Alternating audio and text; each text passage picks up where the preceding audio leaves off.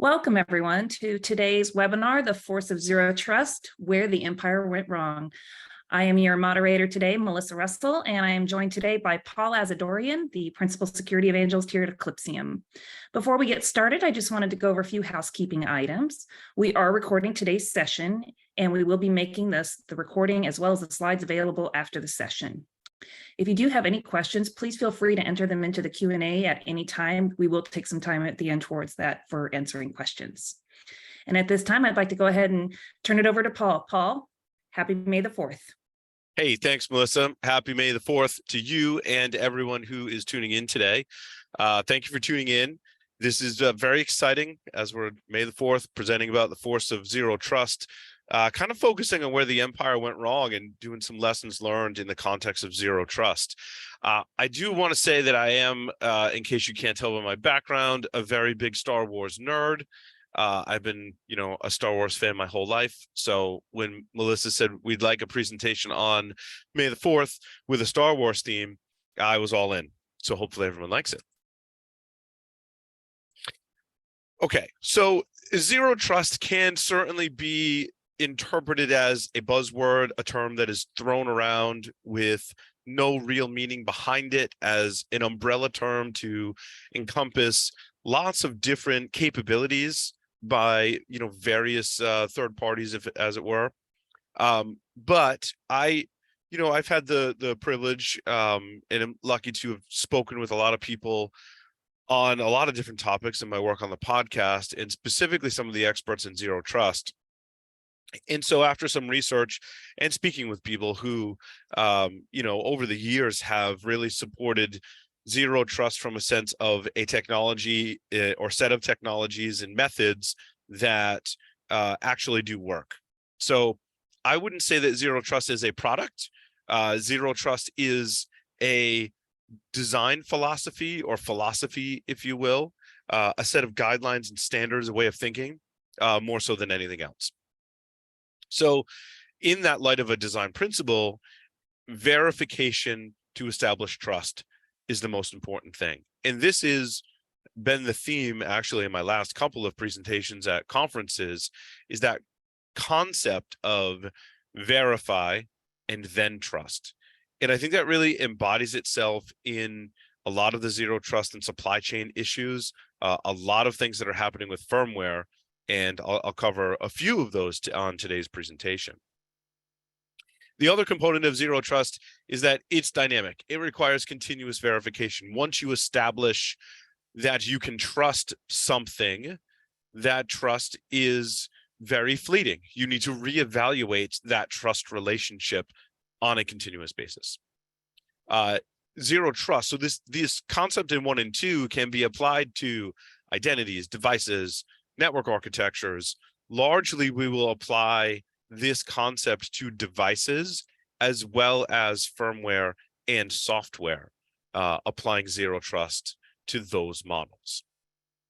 So what comes next in the light of zero trust is looking at some of the security aspects or security undertones in the Star Wars canon, and then applying that to real world things that can happen in firmware, supply chain, and software in the context of zero trust. So also, I will try not to have any spoilers throughout all of this. So if you've not watched all of the Star Wars canon, just kind of be rest at ease. I will do my best not to have any spoilers. There's a lot of new content. We'll talk about Andor a little bit. That's a newer one. So I will not provide any glorious spoilers for those. For those of you that did watch Rogue One, a Star Wars story, one of my favorite offerings in the Star Wars canon, K2SO is probably one of my favorite characters in all of Star Wars. Talk about a droid with an attitude. Of course, I would say second to R2. But he talks about this quote is from a scene in the movie where they steal an Imperial cargo shuttle. And the scene has someone who was an Imperial pilot, and that pilot is using the blasters on the ship to take out the Imperial guards and stormtroopers. And the droid's quote is, "Well done, you're a rebel now."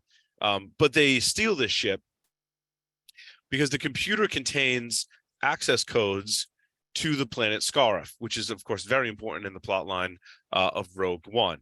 So essentially, the analogy here is that the rebels are able to pull a password from memory or firmware and reuse it to gain access to another resource.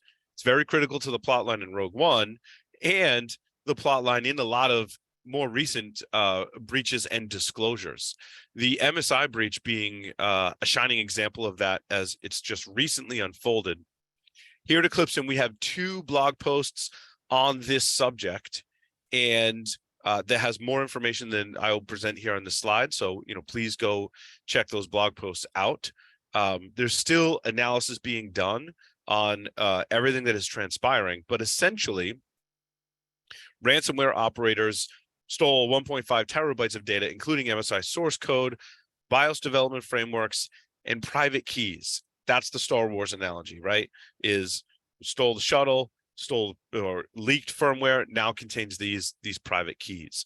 So this allows, with this leak, attackers to develop malicious UEFI firmware because they have the signing keys. They're able to create firmware or modify firmware and sign it so that it looks like it's coming from MSI.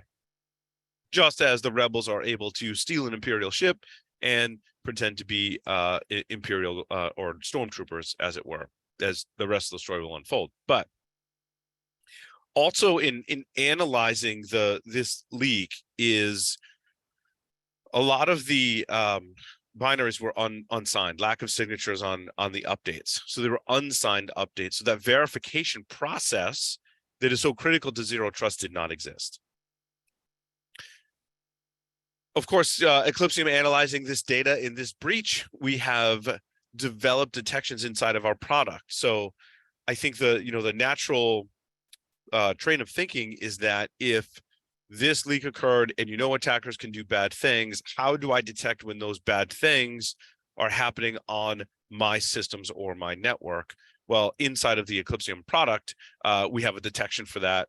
I think there's a few different mechanisms in our detection capabilities that allow us to detect usage of those stolen keys. If firmware is signed with those leaked keys, or there are attacks that are resulting from this particular breach, we're able to detect that inside of the product.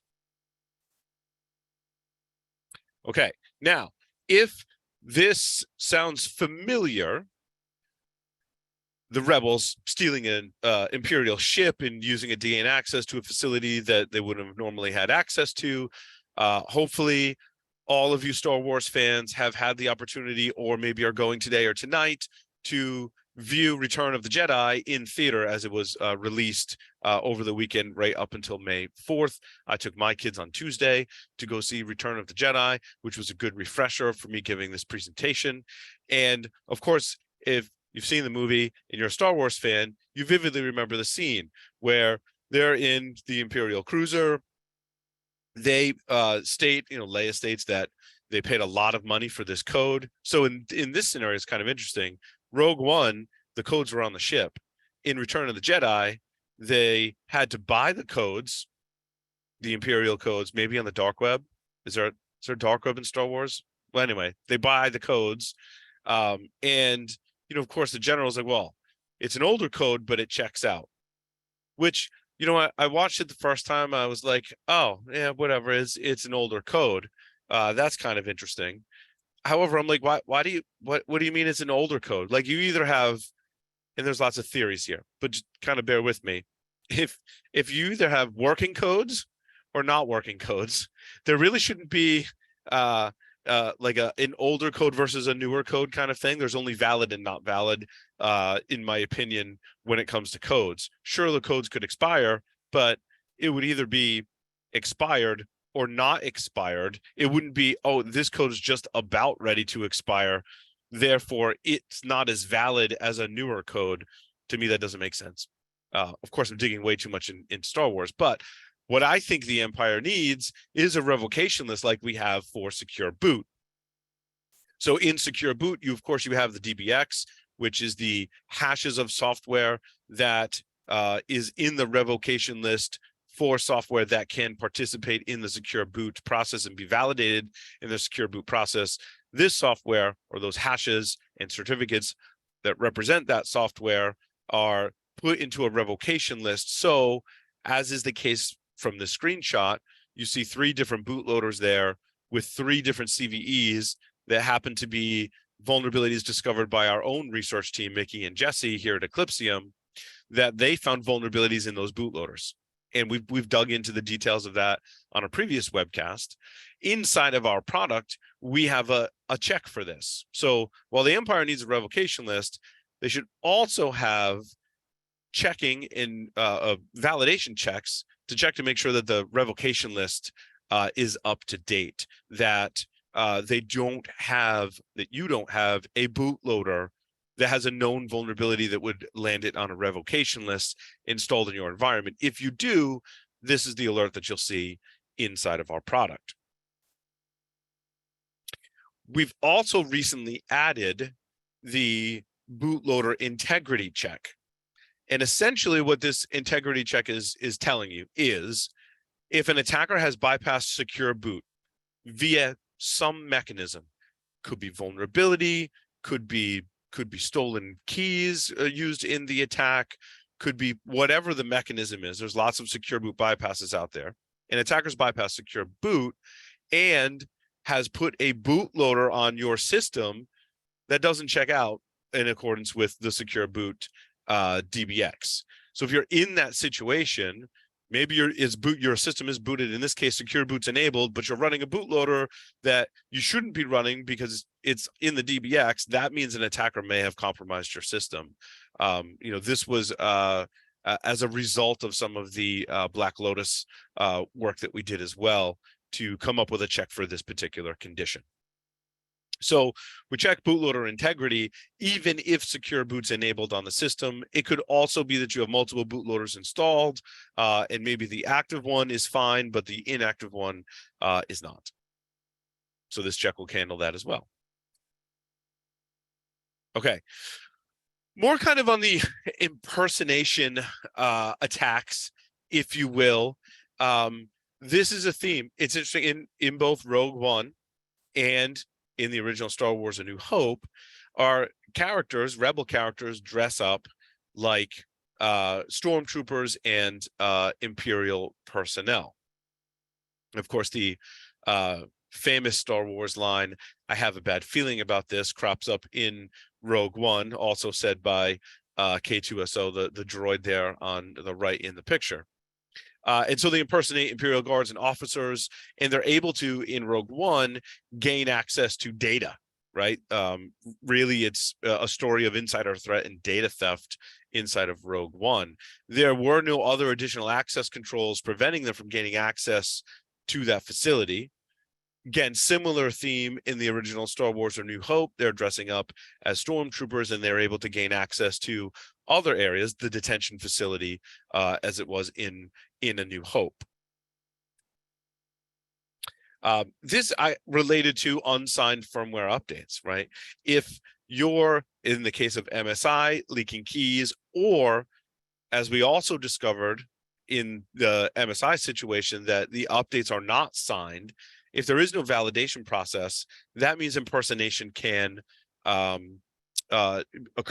in this particular scenario. So again, as we previously discovered in 2018, we've known that MSI firmware updates are missing. We also discovered that firmware updates are missing from the embedded controller.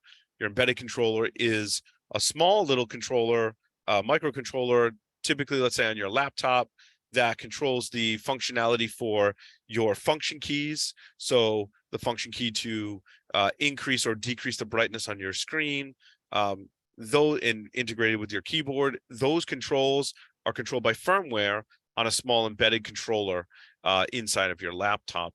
And those updates were not signed. Again, allowing an attacker to impersonate the firmware, put any firmware that they want on those particular devices.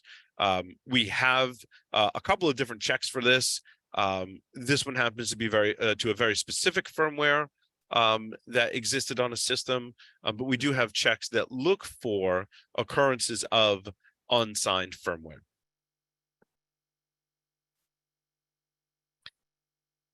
Everyone's favorite thermal exhaust port. What I found most interesting about the story that leads up to A New Hope that was covered in Rogue One is that the vulnerability, like we knew there was a vulnerability in the thermal exhaust port that was exploited in A New Hope.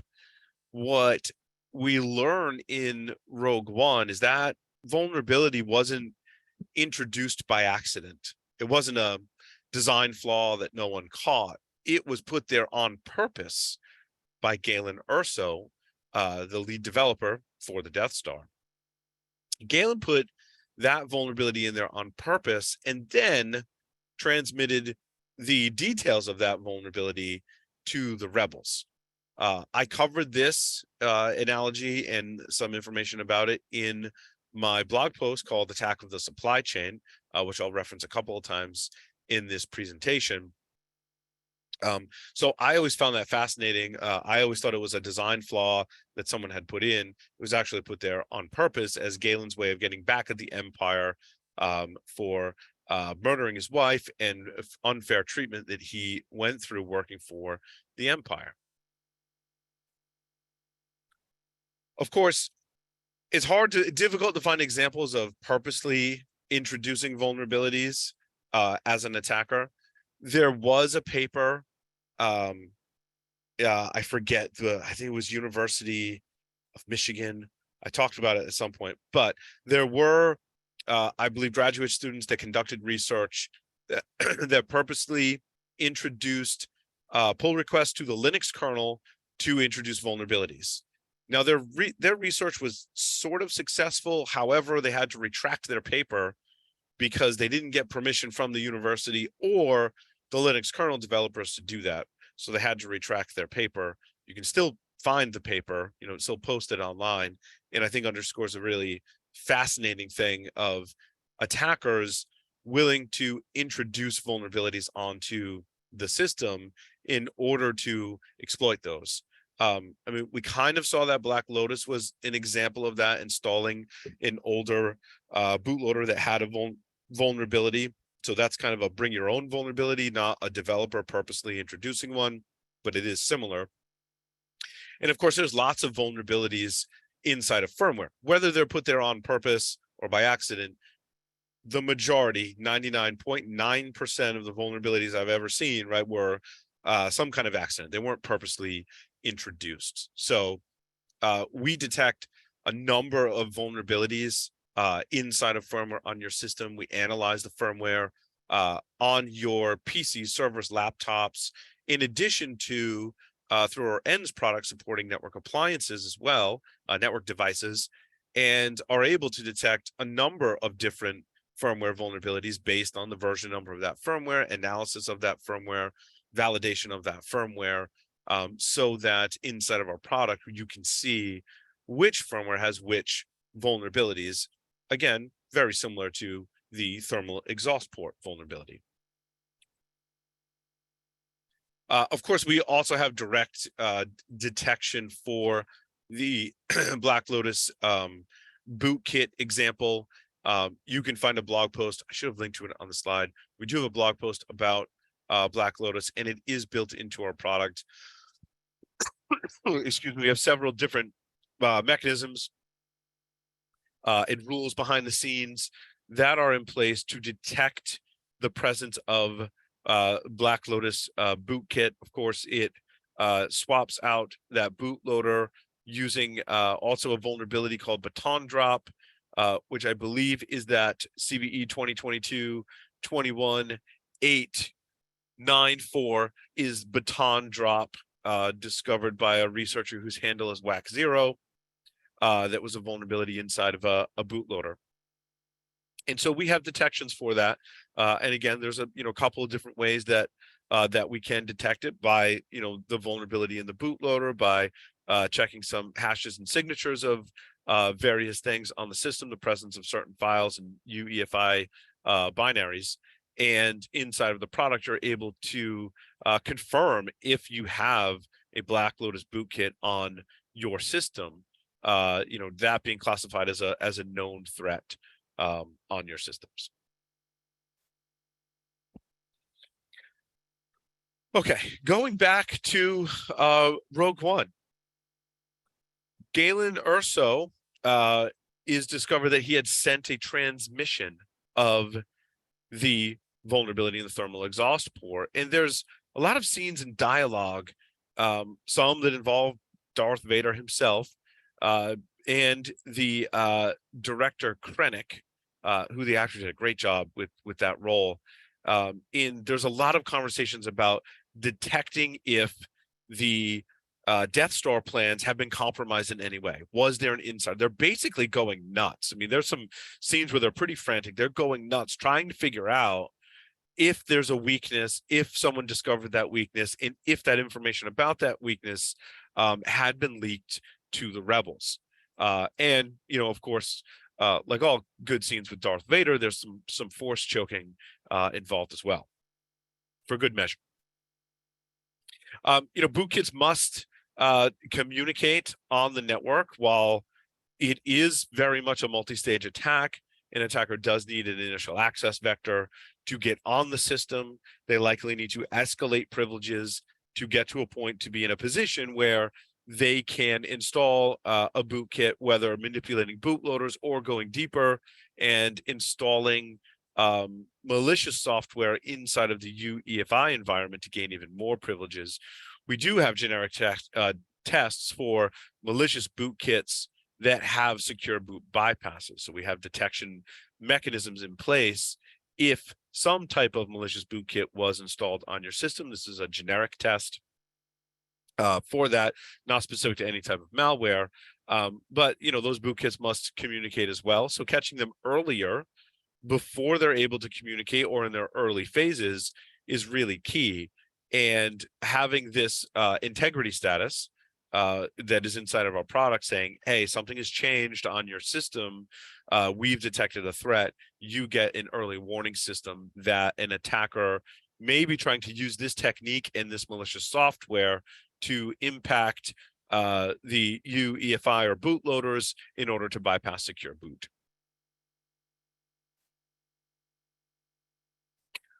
Okay, jumping around in the Star Wars canon, Order 66, which is really interesting to think about in the context of zero trust and supply chain. I mean, everything that I've talked about thus far can fit under the model of zero trust, of verifying and then trusting, whether that's people, software, hardware, verifying that if you have access codes that you're expiring those access codes, whether you trust those access codes or not. A lot of the Empire, the mistakes made by the Empire could have been solved had they just adopted a zero trust model. And most of the story up until this point that I presented is about the issues with the Empire. Now we're going to flip the script, if you will, and talk about Order 66, where zero trust, the zero trust design principle, could have helped the rebels. The rebels implicitly trusted all of the clone troopers, not knowing that there was a chip inside of them that allowed them to be pre-programmed so that when they got Order 66, they didn't actually order pizzas. I thought that was really funny. I'm sure all of you are laughing hysterically at it. They didn't order pizzas. They were ordered to, of course, execute all of the Jedi. I also cover this in my article on Attack of the Supply Chain as well, and we're all familiar with Order 66. I think Order 66 best lends itself to hardware implants, and as I'll explain in a moment as well, these are also very difficult to detect. Now, there is, of course, the Bloomberg story, the long hack, how China exploited a U.S. tech supplier, which, of course, has some controversy around it and speculation inside of that. I linked to the Bloomberg story there, and I mentioned this in my Attack of the Supply Chain blog post as well, and put some context around it. But essentially, we've seen a few examples. So the Bloomberg article is one. We've got kind of a proof of concept story that was released by Wired And we also have, I referenced this in another slide. There is some counterfeit Cisco hardware that was found having some hardware backdoors. So you can see on the back of this board, there's a circle. That is a circle around a chip that was added to this device, a physical hardware implant, much like the implant that was added to the stormtroopers so they could execute Order 66. I think it's a fair analogy. We have seen this in the wild, and we have seen this certainly theoretically proven and done in a few different experiments, that an attacker can add hardware. Now, they need access to this hardware. This is a more difficult attack that requires physical access at some point in the supply chain, but also very difficult to detect. And we'll look at that in comparison to some other supply chain attack surface areas as well. So hardware implants are definitely a thing. I'm not sure if you've had a chance to check out the newer Star Wars show Andor. I will try not to spoil anything for Andor. It's really hard to talk about this plot aspect without giving at least a little bit away. So fair warning, if you want to mute until I get to the next slide because you don't want any information about Andor, that's fair. I'll give you an opportunity to mute when I go to the next slide. We won't be talking about Andor. But in Andor, there are rebel characters, and in the plot theme, there is rebel characters that get a hold of a piece of imperial equipment. Now, this piece of imperial equipment, it may not look like much. Like a set design did a great job of designing this in the Star Wars universe, in my opinion. It may not look like much, but it plays a critical role and would provide the rebels with an amazing amount of information about the Empire, and specifically their fleet. So this device plays a pretty critical role in some of the plot theme inside of Andor. It's something that's stolen and tried to be protected by the rebels in Andor. And of course, this happens in our context as well in cybersecurity. And I think a great analogy to this are Lenovo drivers. So when this came out, there was I think some misconceptions about it. I think some folks heard Lenovo drivers and thought of kernel level or device drivers. It's actually not. These are EFI or DXE drivers, I should say, but drivers within UEFI, typically called driver execution environment, DXE. DXE drivers is how we say it. And the CVEs weren't caused by flaws in the code. These particular UEFI or DXE drivers were used for development and debugging. So this was very much that tools or devices fell into the wrong hands. They were leaked, and these particular devices, as in the case of for Lenovo, were able to modify secure boot settings, essentially telling secure boot to like drop shields, as it were. So this wasn't a case where there was memory corruption. It wasn't the case of like a leaked credential. It wasn't a device driver. This is a UEFI driver that was intended to have this functionality for development that leaked out into the public and would allow attackers to manipulate the secure boot process. And we, of course, detect this condition in all three of those CVEs. There's actually 3 CVEs issued for the Lenovo driver. This is, of course, something that if it is on your system, it compromises the integrity of secure boot. It is a continuous check in the zero trust design principle of, do I trust this device? Do I trust the secure boot process in this device? It says secure boot's enabled. However, with this vulnerability, an attacker can get around that by using, essentially off-the-shelf kind of tools that were leaked in order to bypass that, not by any form of malware or exploitation. So we detect the presence of these drivers on a system and alert you to that.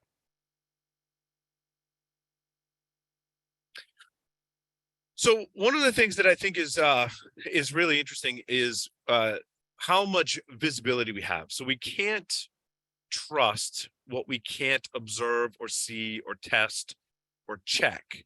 And I think that there's good visibility on applications on your system, on a significant portion of the operating system. We have good visibility. We collect logs, we install things like EDR and other tools in order to monitor and protect our applications and our operating systems. And the administrators and the users have much better visibility into applications in the operating systems as they're interacting with them.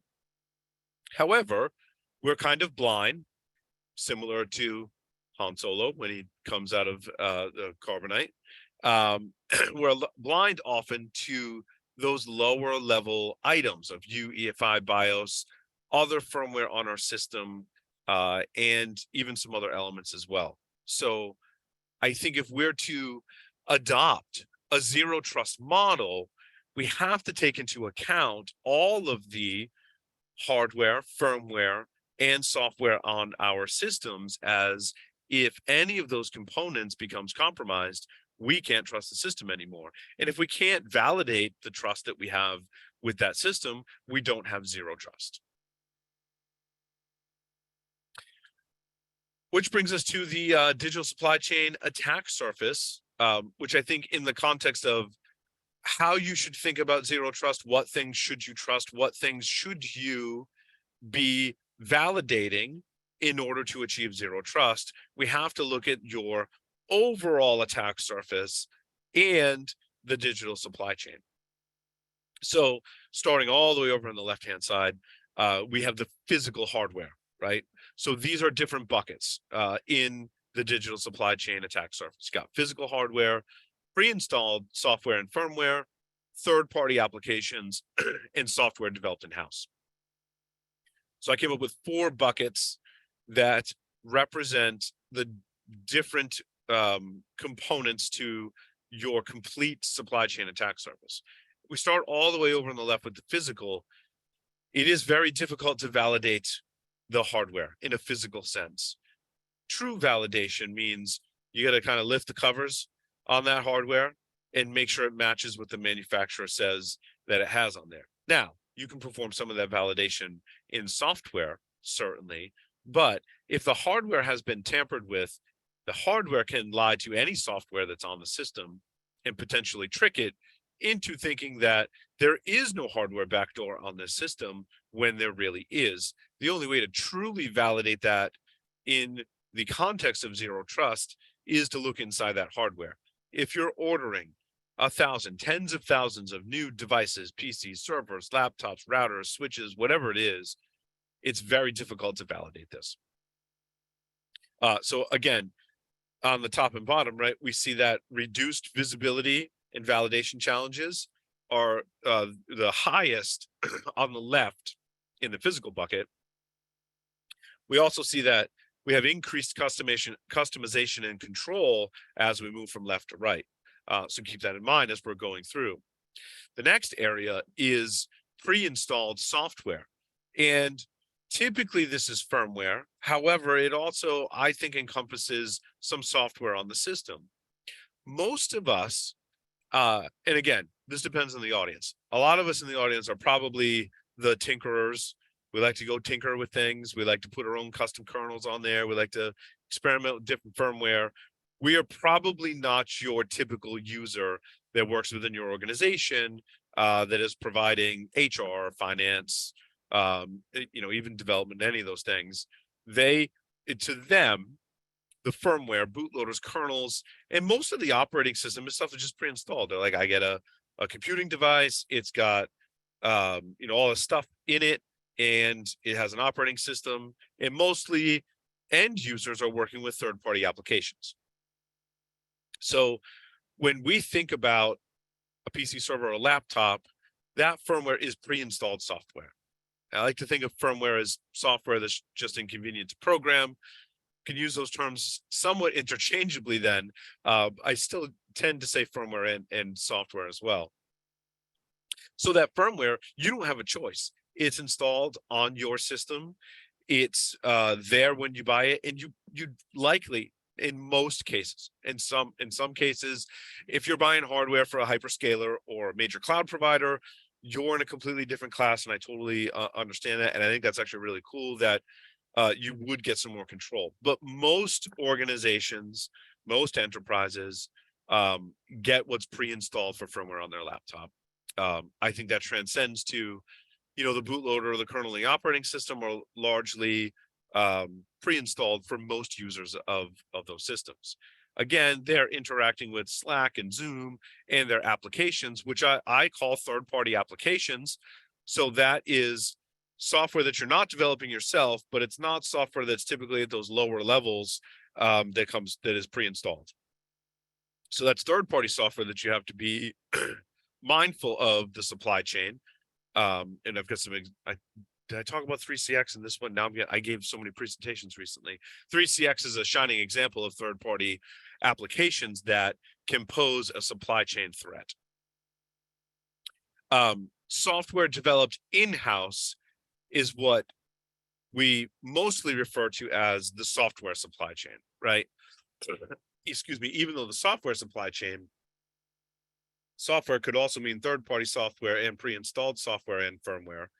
But we've got this term now that's the software supply chain, which what they really mean is software that I'm developing myself. I'm developing the application. I'm writing Python code, Node.js, JavaScript. I'm putting that maybe inside of Docker, and I'm developing my own application. That is a different supply chain attack surface, in my opinion, and the easiest to have that customization and control over. If I'm using a library inside of my Python application, I can go write that library myself. I can choose a different library. I can fork that library, take over control of it. I've got a lot more flexibility and control in software I develop myself versus third-party applications versus pre-installed firmware versus the physical aspect. So all of these things are things you have to take in consideration when you're thinking about your zero trust strategy. How do you as an organization begin to validate and then trust all of the different buckets in here, right? Here at Eclypsium, we're focused on somewhere between that physical, pre-installed, and have bootloader support as well for Eclypsium to provide that validation. I'll give you some more examples of that as well. Attackers are definitely taking advantage of this. So because many will implicitly trust largely that pre-installed software because it may be out of your vision, as it were, in the overall grand scheme of things. You've got a problem that what's pre-installed on your system, if it's implicitly trusted, it's hard to adopt a zero trust strategy. And since the attackers know that it's maybe implicitly trusted, maybe not being scrutinized or looked at it or updated as much as other software, and the benefit to an attacker is going after the lower level firmware.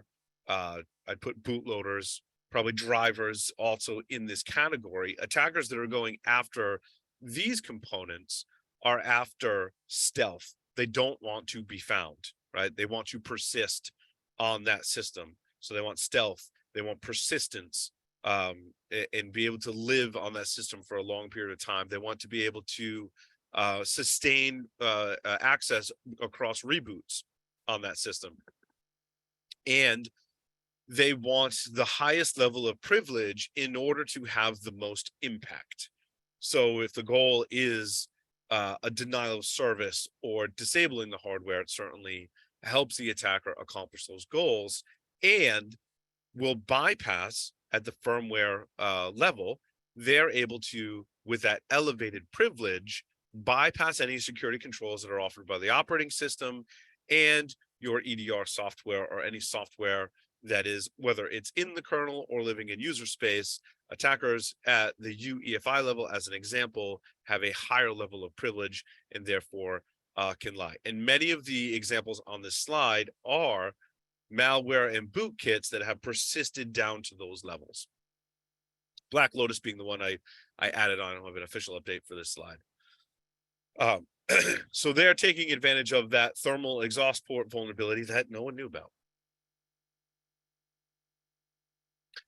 I did want to talk about, since we're talking about zero trust and whether or not I trust firmware or not, and the use case for why I need to validate this software or firmware on my system. I think one thing to note is that it's really vulnerable. We've analyzed 138,000 plus firmware packages. In that analysis, we've cross-referenced and discovered 198,000 CVEs. Now, if we look at the common weaknesses enumeration index that classifies the vulnerability, so what of those 198,000 CVEs, what kind of vulnerability was it? Was it memory corruption? Was it SQL injection? All of those different classifications. What we found is the most popular classification of vulnerability in those 138,000 firmware packages happens to be improper restriction of operations within the bounds of a memory buffer. It's basically memory corruption. The age-old problem of buffer overflow, integer overflow, maybe not integer overflow, but bounds restriction. So bounds restriction classes of memory corruption vulnerabilities, the age-old problem that we've been dealing with for quite some time, exists largely in firmware. Now, I have a couple of theories about that. One, as I mentioned, firmware is software that's inconvenient to program. You're typically doing that in a smaller space. Firmware, by its nature, has to interface at a lower level and closer to the hardware, which is why we call it firmware, requiring code that can operate at that lower level and interface with the lower level hardware. In other words, there's no drivers or abstraction layers. You're interfacing directly with the hardware, which means typically written in non-memory safe languages such as C, which leads to this problem. So in the context of zero trust, this is software that you should do validation on to determine whether or not you trust it, for all those reasons I mentioned.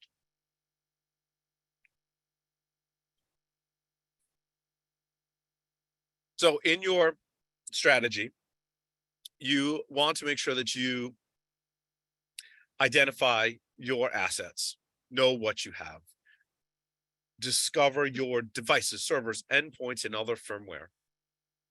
Keep in mind, in your typical piece of hardware computing device, PC server, laptop, there can exist more than 10 different components that often have 10 different pieces of firmware or software that drive them. Some of it is microcode, some of it is what we would more traditionally call firmware. They either have their own storage for that firmware or store some of that on the system SPY flash. But there's a lot of components within your devices. So knowing what you have, because if you don't know what you have, you can't trust it. And there goes zero trust out the window. Knowing what you have is not just about knowing whether you have a server, a PC, or a laptop. It's about what's inside of that. It's enumerating which TPM, for example, do I have in those systems? What version of the TPM do I have in that system? What type of hardware is it? What type of firmware it's running? And then based on that, I can start to make decisions on whether it's vulnerable or not, which there have been at least 2 major TPM vulnerability discoveries, as one was pretty recent as well. And then again, building profiles through sub OS visibility, looking at those components and the firmware that's running on them, identifying the versions of that firmware and all of the subcomponents of that, and also using SBOMs to validate the components inside of your firmware. one use case that I like with SBOMs is I like to take and this is all very new concept. I don't think you could roll this out and have it working, 100% in your environment. But the high level of where I like to put SBOMs is I like the manufacturer, OEM, software provider to generate an SBOM when they're producing the hardware, firmware, software.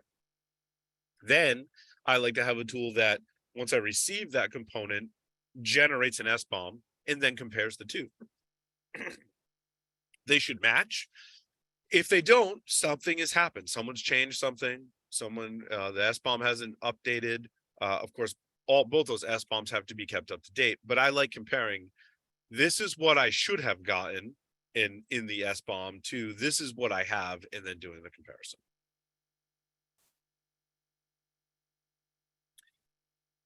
And then verify. So once I can collect all this data, I want to verify against a database of known good firmware and software that I collect. So we had Eclypsium collect that, show you some screenshots of that. We call that integrity checking. So is the version of XYZ firmware on XYZ manufacturer's laptop? Maybe that's UEFI firmware. We have that firmware in our database. We know what that firmware looks like using cryptographic signatures. We take that firmware from your device and we take a same cryptographic signature. And we compare it. We say, hey, the XYZ firmware doesn't match the XYZ firmware that we have. There might have been someone tampering with that firmware, which again ensures the integrity, validates your baseline, and allows you to detect if there are variants. Again, this is a critical component to zero trust. When I first receive the system, maybe I verify integrity is good, but I have to continuously verify the integrity of what's on that laptop. And if there's a variance, I need to be alerted of that. And I need to be checking that. That continuous verification is part of the zero trust process. And I want to fortify. So independent of integrity, there is baselining. And that is when our software first runs, it scans everything on the system, takes an inventory, then you can set a baseline. And if anything changes or deviates from that baseline, then you might have a problem, especially for things like bootloaders, UEFI firmware that you're not receiving updates for anymore. And also automating firmware updates. We do that for a select number of devices and provide those actionable alerts for any new threats. But we do help with the automating of firmware updates as well for a select models of devices. So you get great visibility on each of your devices. You get the overall risk status as well as the integrity status that I mentioned. Again, an integrity can trigger whether or not the firmware has been found to deviate from a known good state, or there is a threat detected on the system which could impact the integrity of the firmware or software bootloader on your system.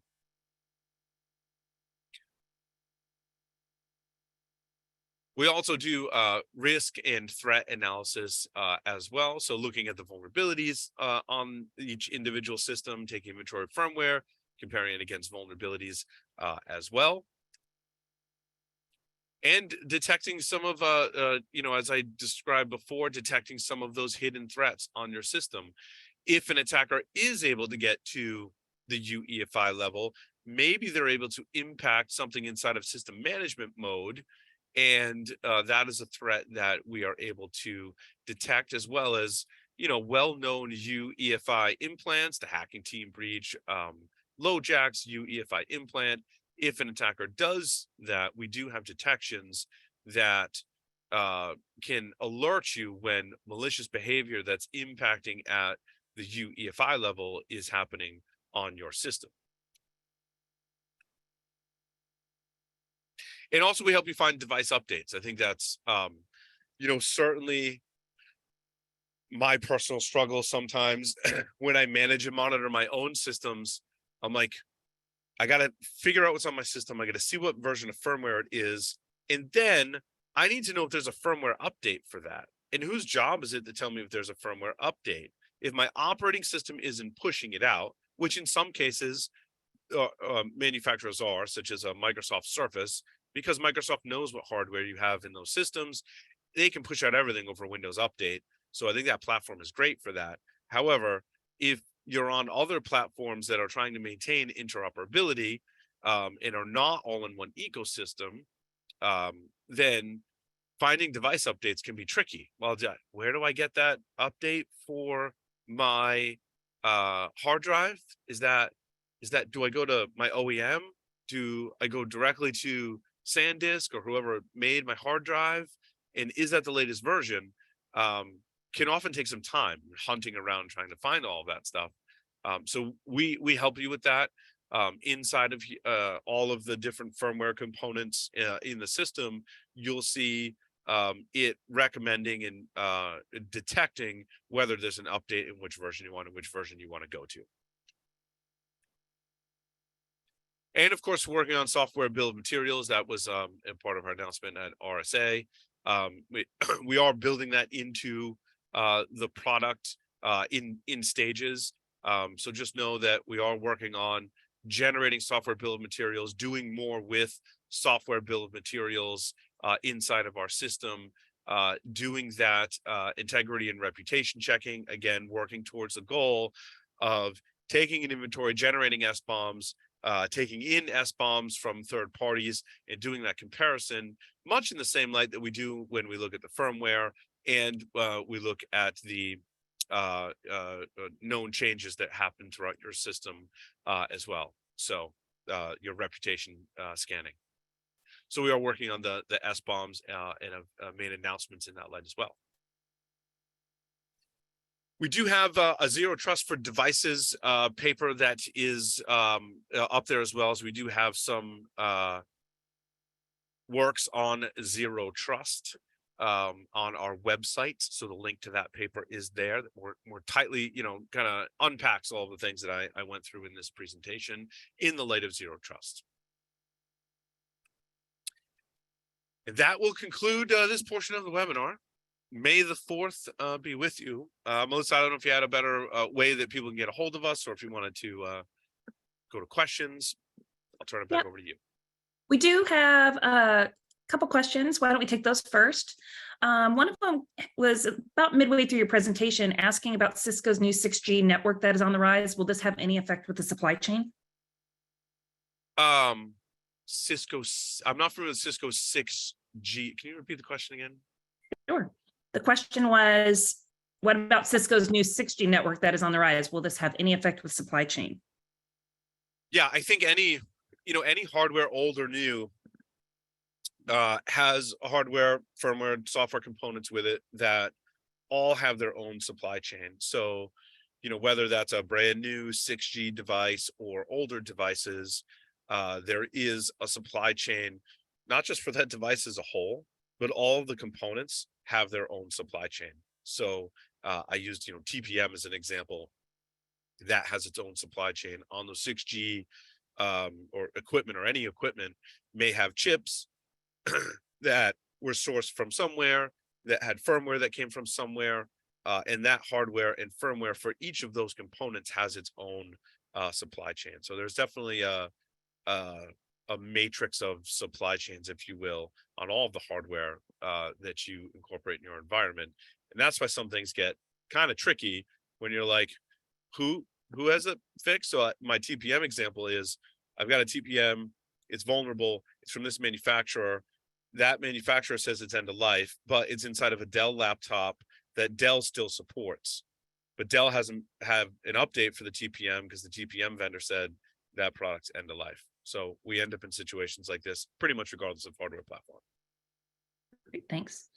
The next question is, how do I make sure Secure Boot is enabled and updated in both Windows and Linux? Yeah, that's a good question. So enabled in Windows and Linux, there are native operating system commands if you go back to our blog, I did a blog post series called Firmware Security Realizations. In that secure boot post, there are examples of how to check that manually using built-in operating system tools, both on Windows and Linux, and using some third-party tool like open source tools as well. Chipsec, I believe Chipsec will check that secure boot is enabled on the system. Our own product will check if secure boot is enabled or not on your system and allow you to filter on those results, which is a feature that I really like.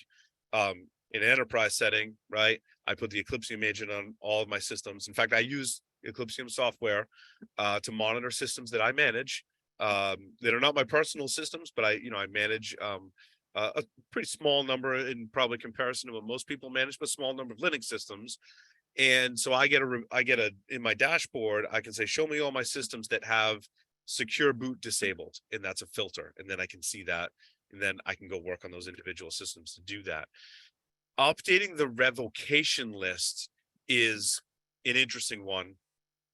On Windows systems, that will typically either come from Microsoft. So if you like your Microsoft Surface, it'll come from Microsoft. If you're not a Microsoft hardware platform, which is a lot of people, right? That update can either come from Microsoft and be applied as an optional update, or I want to say in some cases your OEM may, sometimes they don't though. That's like a slippery slope whose job it is, but Microsoft will provide updates. You can also get updates and apply them directly, the revocation list directly from UEFI. Now, my post covers all that too. So if you go read my post on updating your DBX. On Linux, my post that I wrote on Secure Boot a while back has not been updated for this, but on Linux, you should be using FWUpd, which is part of the Linux vendor firmware service from Richard Hughes. We interviewed Richard Hughes on episode 9 of the Eclypsium Below the Surface podcast. I believe is Richard Hughes, the founder of LVFS and FWUpd, which is software for Linux that allows you to apply firmware updates, including your DBX. And actually does a really great job of updating your DBX on Linux. Cool. We got another one that came in and it says, how about peripherals trying to circumvent security on notebooks? For example, a Thunderbolt port. Are you able to detect such attacks? That I have a theory on, and I'll have to get back with research and engineering because I had this same question. It's really funny you asked that. Our latest edition of Eclypsium's Below the Surface is an interview with Zeno Kova. Zeno Kova and Corey Kallenberg found Thunderbolt vulnerabilities and developed exploits for them in 2015-ish timeframe. And the Thunderbolt uses the PCI bus.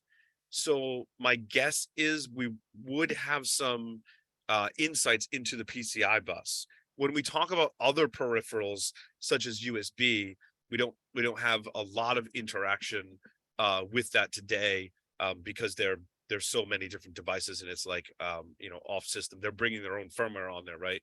It's interfacing with the system in a different way. But Thunderbolt interfaces with the PCI subsystem. So my theory is we could have some visibility into that. But it's funny. I had the same question. Check out the interview with Zeno. He describes those attacks very, very well because he and Corey are the ones that, and I think Trammell Hudson discovered those attacks back in the day, which Apple has since closed. A couple things. We've got a gentleman who's asking, does this software be a feature with the Google Pixel books or Chromebooks as far as using containers with the Linux platform on the Google Chromebooks? Chromebooks are a different beast. It's funny, we were talking about Chromebooks last night. Chromebooks have a physical a screw that you have to remove physically in order to manipulate certain aspects of the firmware on that system. It's very similar to how Zeno described the way Apple does their UEFI and secure boot implementation is requiring some physical interaction. So Chromebooks are different. What was the specific question about Chromebooks? Does the software, I'm going to say, have a feature with the Google Pixelbooks or Chromebooks as far as using containers with the Linux platform on the Google Chromebooks? I'm not sure which does it mean our software or It just said this just software, as so I'm software? assuming ours. Yeah. Our software, to our knowledge, does not support the Google Chromebooks that I know of.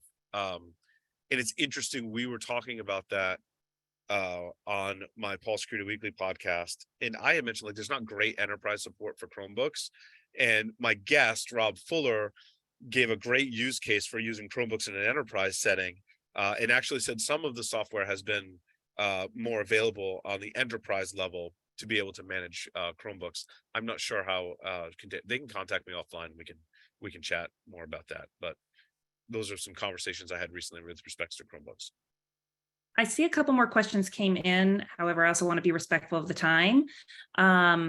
Paul, let me know if this is a quick one. Otherwise, we can follow up with our gentleman afterwards. It says, do you ever see attacks that originate at a firewall or a router initially, then migrate to the server? Yeah, it's a great question. I don't think it's a short answer necessarily, but I was just thinking about this recently. I know there are examples of that, and in fact, I've been meaning to go back and try and find more examples of that. So like that's a good Nate question too. So let me do some research and get back, because I pretty much had the same question. I'm like, everyone talks about these appliances being used as jumping off points, right? And I think we have seen that in some attacks, but I can't recall specifically any of those. And I have been meaning to make a list of that. So. All right, everyone. Well, I want to thank everyone for joining us today and taking the time out. Paul, as always, an amazing presentation. Just to recap, I will be sending out an email tomorrow with the links to the recording and the slides, along with a way to get a hold of us if you'd like to take a look at the software a little more in depth in your organization. And again, everyone have a wonderful day, and may the 4th be with you. Thanks, everyone.